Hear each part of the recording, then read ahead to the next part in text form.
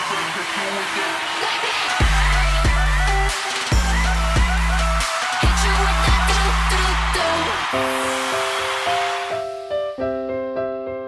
่ากันว่าความพยายามจะนำมาซึ่งความสำเร็จการทำฝันให้เป็นจริงได้มันช่างน่าภูมิใจและมีความสุขแต่เส้นทางสู่ความฝันที่สวยงามอาจไม่ได้โรยด้วยกลีบกุหลาบเสมอไป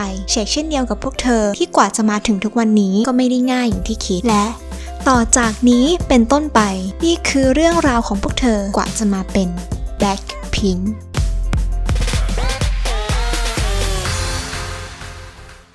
YG Entertainment ค่ายท็อป 3 ของเกาหลีที่ได้สร้างไอดอลชื่อดังมากมายที่เป็นที่รู้จักเป็นทั่วโลกภายในตึกนี้เป็นที่อยู่ของเราเด็กฝึกหัดผู้ที่เต็มเปี่ยมไปด้วยความฝันพวกเขาฝันว่าสักวันเขาจะได้ยืนอยู่บนเวทีเช่นเดียวกับรุ่นพี่ของพวกเขาแต่ก็นะที่นี่ YG การที่ YG จะให้ใครสักคนเดบิวต์แต่ละทีก็ไม่ได้ง่ายเลยโดยเฉพาะกับเขาคนนี้อย่างฮยอนจอกประธานค่าย YG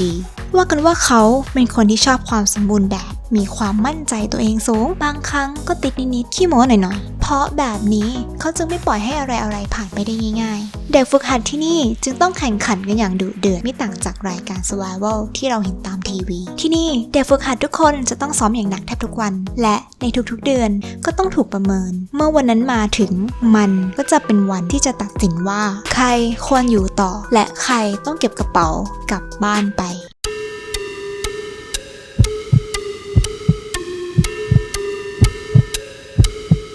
เจนนี่อายุ 16 ปีเข้ามาอยู่ YG สิงหาคม ปี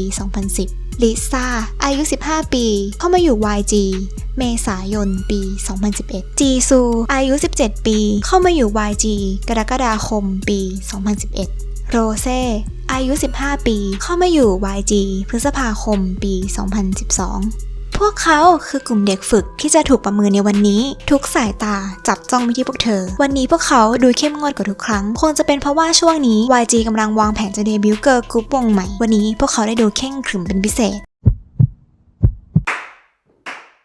แน่นอนวันนี้พวกเธอก็ทำได้ดีเช่นเคยจะว่าไปแล้วที่ผ่านมาเด็กฝึกหัดกลุ่มนี้ก็ไม่เคยทำให้เราผิดหวังเลยพวกเธอเหมือนจะเป็นตัวท็อปของ YG ซะด้วยเพราะก่อนหน้านี้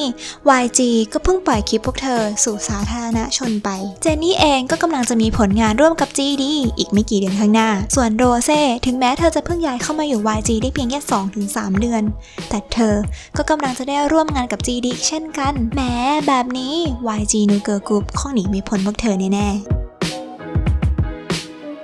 ในที่สุดวันที่รอคอยก็มาถึงพวกเธอคือกลุ่มที่ YG คัดสรรมาอย่างดีว่าจะเป็นเกิร์ลกรุ๊ปวงใหม่ของค่ายพวกเธอกำลังจะได้เป็นศิลปินเต็มตัวเร็วๆนี้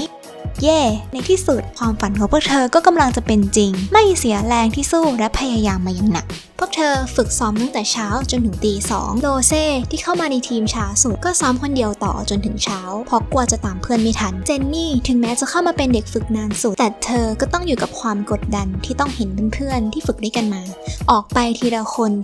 นลิซ่าต่างชาติเพียงคนเดียวของค่ายเธอพูดภาษาเกาหลีไม่ได้เลยและค่ายเองก็ไม่ให้เธอพูดภาษาอังกฤษเลยเพราะอยากให้เธอพูดเกาหลีได้เร็วๆเธอจึงต้องเอาความสามารถเข้าสู้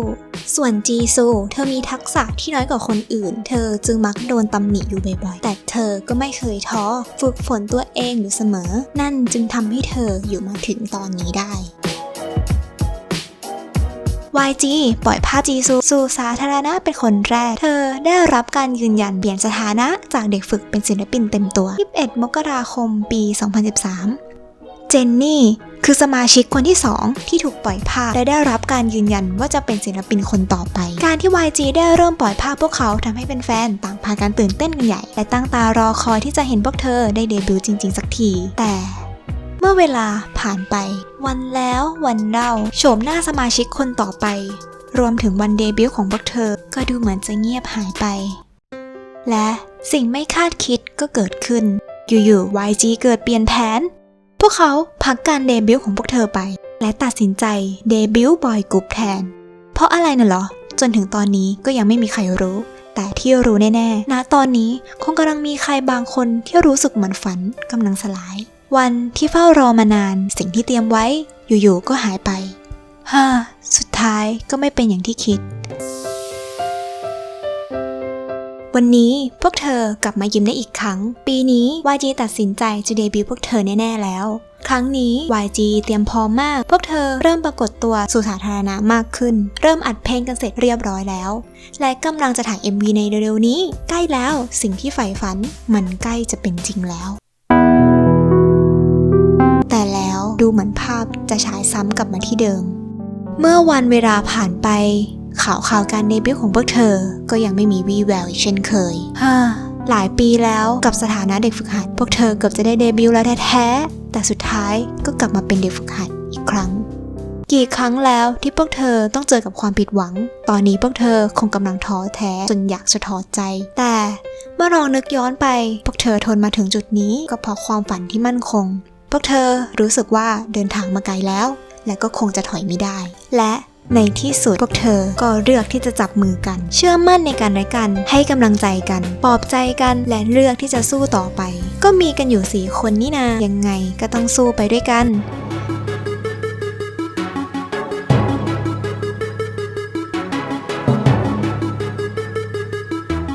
ฝึกซ้อมต่อไปอย่างที่เคยเป็นซ้อมและก็ซ้อมต่อไปเรื่อยๆฝึกร้องเพลงให้ดีกว่าเดิมเต้นให้หนักกว่าเดิมจนในที่สุดวันที่พวกเขารอคอยตลอด6 ปี4 ปีก็มาถึงไม่มีเลื่อนไม่มีเงียบหายอีกต่อไปแล้วพวกเธอได้เดบิวต์อย่างเป็นทางการกับวงที่มีชื่อว่า Blackpink พวกเธอคือกลุ่มเด็กสาวที่มีความสามารถมีสไตล์ที่แตกต่างจากเกิร์ลกรุ๊ปทั่วไปมีเสน่ห์และมีเอกลักษณ์ที่โดดเด่นรวมถึงการเป็นเกิร์ลกรุ๊ปหน้าใหม่ของค่ายดังทำให้พวกเธอกลายเป็นเกิร์ลกรุ๊ปที่ลงตัวอย่างสมบูรณ์แบบจนเป็นที่รู้จักและได้รับการยอมรับไปทั่วโลก